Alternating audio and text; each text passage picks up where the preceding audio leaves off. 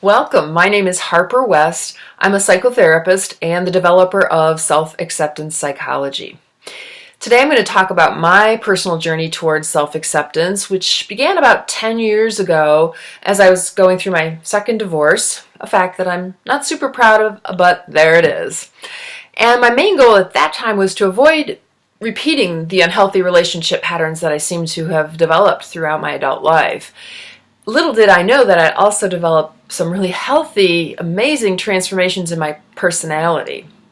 So I started therapy. I did a lot of journaling and self-reflection, got a lot better at looking at myself and my family relationships and my childhood experiences.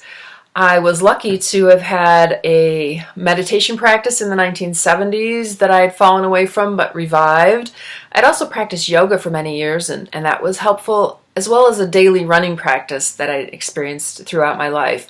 All of this provided me a great, kind of mind and body work that helped me have a sort of calmness and self-awareness that was very, very helpful. And if you'd asked me at that time, 10 years ago, if I was calm, I probably would have said yes.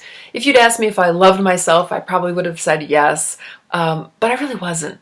I wasn't calm or self-accepting at that time. And fortunately, I was very resilient. I had a lot of other personality traits that were good. I was never really very anxious or depressed. I was never a worrier or wallowed in a lot of regret. Was very forward-thinking and positive thinking and had a degree of self-confidence. But despite those positive attributes, and it's only in hindsight that I saw this, but I was spending way too much time focusing on the needs of other people and the opinions of other people. I spent a lot of time worrying what everyone thought about me.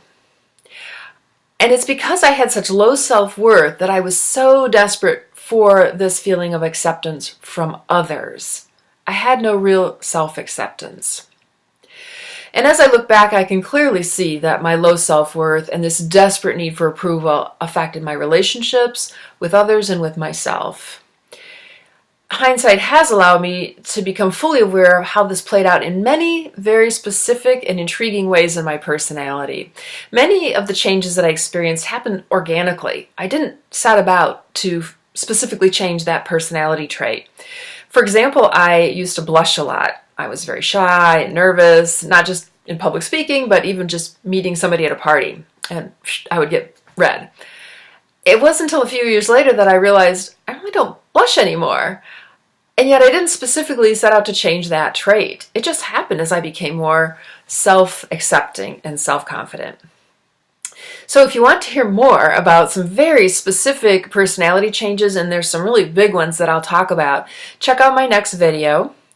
And of course, keep following me on Twitter and Facebook at Harper West Author and at selfacceptancepsychology.com, where I blog. Thanks a lot, and be kind to yourself.